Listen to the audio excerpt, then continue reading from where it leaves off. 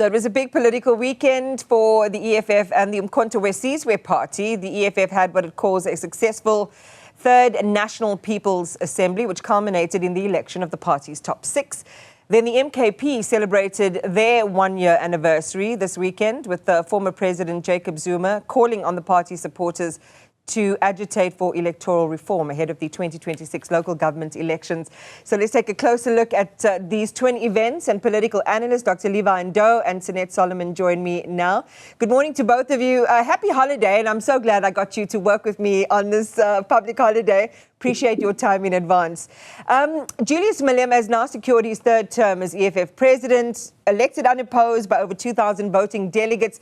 It was to be expected. So share with us, each of you, your perspective on this time of instability and change, whether that was the best move or not. Sanet, you can kick us off, please. Iman, I don't think that it was quite a surprise that he emerged as the leader of the EFF once more. We know that the EFF constitution doesn't really have limitations on the number of times that you can be president. But I think in terms of just the party overall, I do think that there was a need for consistency. And I think that by him becoming or staying in as leader of the political party, he did manage to just secure all of that amidst the number of people that have already been leaving the party. Leva, actually, let's move to a different question then. So you've got Malema, Godrich Gadi, the deputy president, taking over from Floyd Shivambu. Marshall Dlamini is now the SG, stays SG. Umpile Maotwe, treasurer general. Leanne Matthys, the deputy SG. And Ntando Lolenshugu as the national chairperson. Is this the dream team that will propel the party into greater support and influence? It appears to be the dream team. The EFF had a very long process of lobbying in preparation for the NPA. Branches, regions that are now going to be reconfigured, provinces, and everyone involved participated in the process of nominations for the EFF. And another issue, in my view, that appears to be very unique with the EFF is that the leadership contestation, it's domestically done without influence from external forces. And if you look at the people that are there, there's an element of consistency, continuity, and also at the same time the gender balance, and which is what the EFF and other and few other political parties would emphasize. So my view is that this is the team that, in the view of the EFF, reflective of its own branches and delegates, could actually make very, very good progress for the party. All right, so that's at the head level. Now let's talk about the operational level. And Sanet, they're driving hard on individual performance. So delegates from KZN and the Western Cape, we know now, were barred from voting after failing to get 10% support during the May provincial and national elections in specific wards. So delegates from those provinces can contribute to discussions going forward, but they won't enjoy the same status as the branches that the party says have worked hard and met the required standards. Is it in line with the EFF constitution, A, and is it likely to yield the performance the party demands, or will it have the consequence of seeding disenchantment within its ranks? I do think that it is aligned with what the political party has stated, but I do think that it is relatively problematic to blame a national outcome based on or to ask regions to take accountability for what happened at a national level.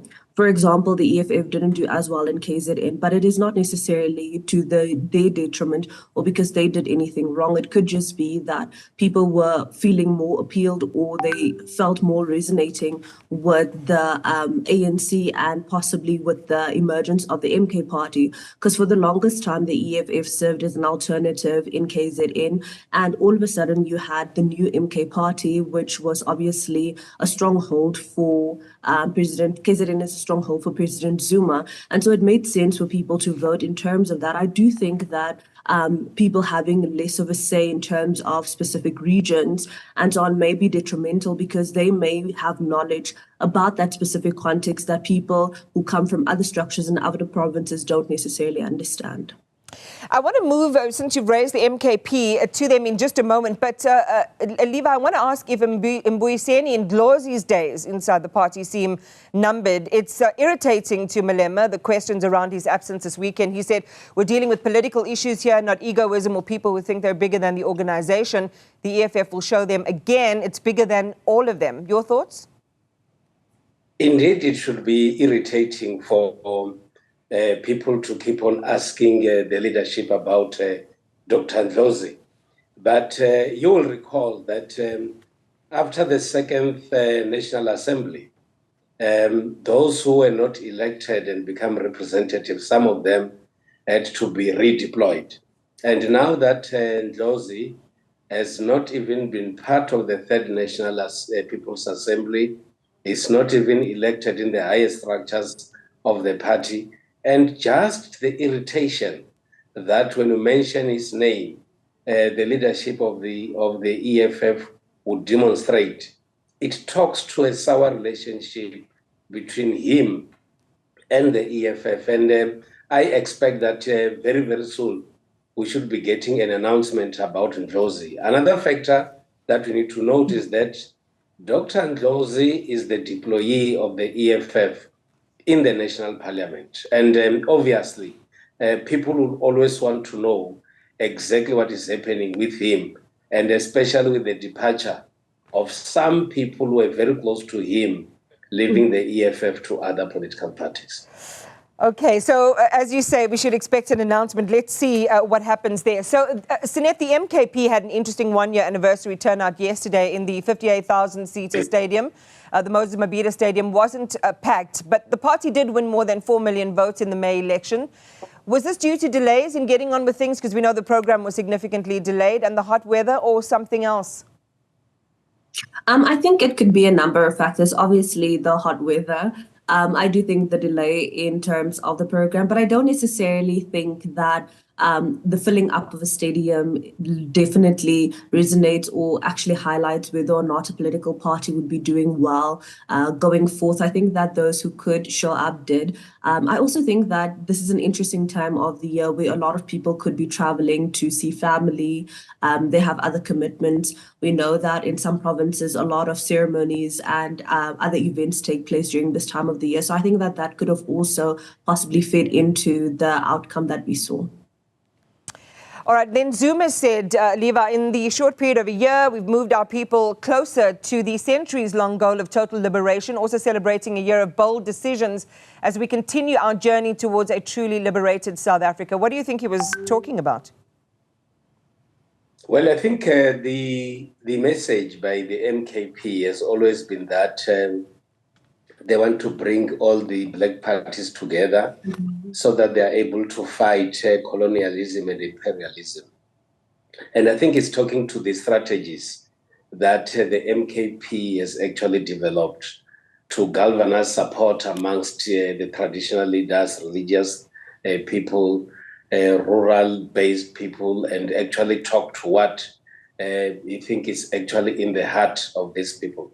But I think what is very, very important about the MK rally has been a celebratory mood and to send a message that will be easily acceptable to most people. And of course, touching on few other issues that will relate to giving the line of march to the MKP supporters, especially talking about the elections that are coming, and also talking about how they are going to respond to issues relating to the rule of law.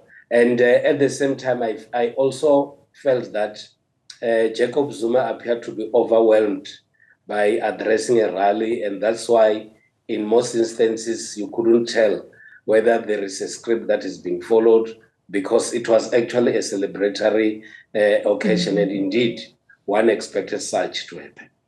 And, you know, he downplayed disruptions, Sanet, attributing this to growing pains. As you see the whole picture at this stage, a year in, are they in a strong position, especially after luring, you know, people from rival parties, big players like Floyd Shivambu and Dali Mpofu? I think that they have done remarkably well, particularly for a new political party. I think that they've managed to secure like these structures and how they would like to be formed at, especially in the preparation for the local government elections. I think that they are doing relatively very well. I think that there's been a stabilization, especially in their leadership changes and their leadership structures. And I think that overall they have a lot to celebrate a year into their establishment. So I want to ask this because, you know, for people from the outside who aren't, you know, embedded or have particular views or support for either of these parties, what is the differentiating factor between them? Who has the competitive advantage, Levi? Well, I think it will be important to talk about the two parties based on the context in which they had their events. Jacob Zuma was talking to the supporters of the MK party in a celebratory mode.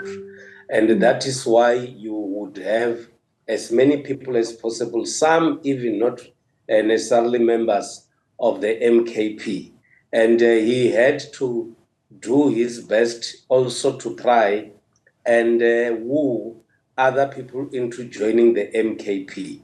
But with Julius Malema, he was addressing the members and leaders of the EFF. And that is why this message that he was addressing, he spoke about induction of leaders. He spoke about the caliber of a leader of the EFF.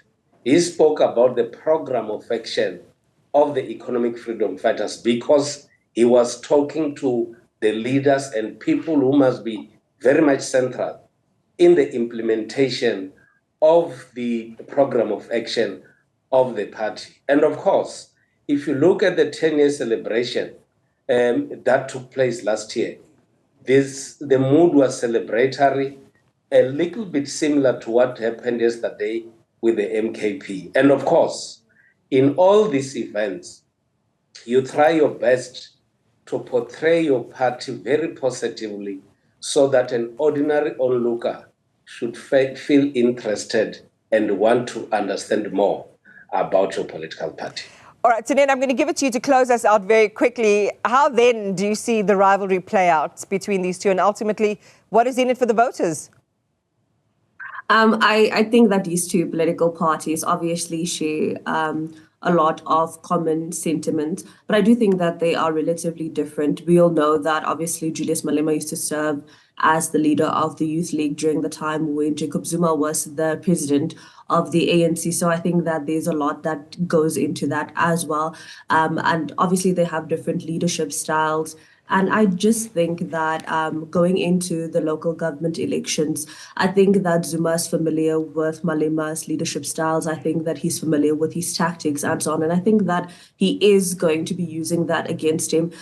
We saw Malema at numerous instances mentioning that the EFF was under threat and that they were infiltrated. And those are very strong words to use for a political party that is quite secure. And I think that obviously with Ndlozi leaving, and we're not sure, like allegedly leaving and not occupying a leadership position, I think that that also creates the opportunity for the MK to recruit him. And I think that having lost the kinds of people that the EFF has lost, I think that they are in a relatively weakened position. And I think with all of the work that Floyd has put in before becoming SG of the MK party, I think that he will do relatively well. I think that they are more prepared. And I think for Malema, it's more about playing stabilization politics. Whereas for Zuma, it's now about recruiting people and trying to see where he's taking his party next. Appreciate the both of you. Now you can take your coat jackets off and go and braai, if that was what you were planning on doing. Sanet Solomon, thank you so much. Dr. Levy Ndou, appreciate you today.